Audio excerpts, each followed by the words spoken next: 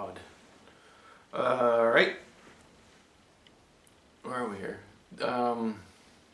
Exodus chapter 10. Now a little more mockery. Verse 2. How I made a mockery of the Egyptians. End quote. The plan was to fuck Egypt up for generations to come. The Israelites were done being fucking slaves. They would kill until they had their own land, which eventually became the truth. Even now, thousands of years later, they love their killing. Nothing written is the truth. Madmen subjectivity. The story goes, Moses warned Pharaoh that the next attack was with countless locusts.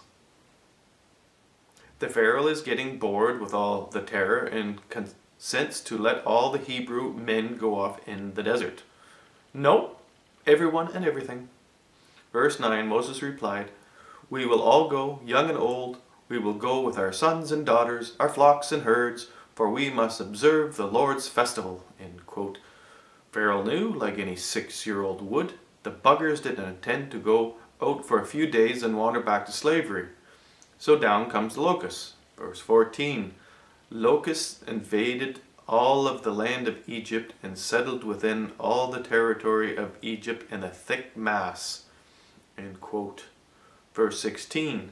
So that nothing green was left, of tree or grass of the field, in all the land of Egypt. End quote. Again, the Pharaoh tells Moses and Aaron he was wrong. They were right. Please make the locusts go away. They said, fine, but if you don't let us go, next time comes 3 days of night. Verse 21, a darkness that can be touched. Verse 23, people could not see one another, and for 3 days no one could get up from where he was, but all the Israelites enjoyed light in their dwellings. End quote. So how does that work? Was a big black blanket dropped on Egypt and only the Israelites had candles? The Egyptians had missed out on the discovery of fire? Has anyone ever stopped to question how absurd this fucking horror story is? Anyone? Fuck!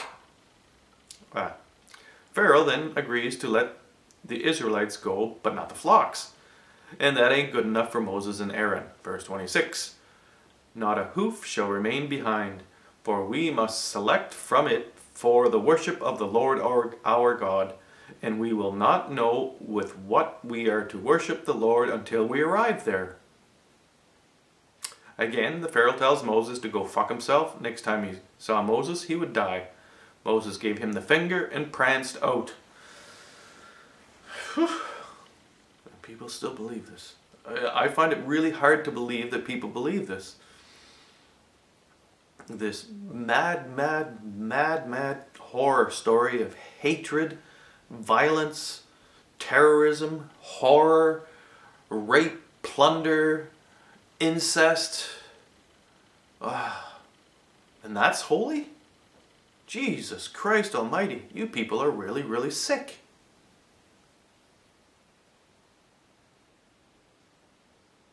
You monotheistic idiots. Okay, I gotta cool down. It's full moon. People have been going crazy in this town the last couple of days. And usually you don't notice it that much, but something's really weird about this full moon. Was we gonna say anything? I don't know.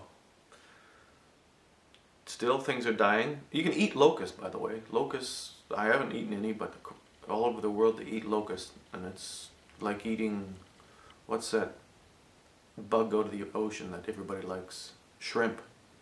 Or scampies or whatever you call them. Anyway, that's one of the things we got to figure out is how to change your diet from beef and pork.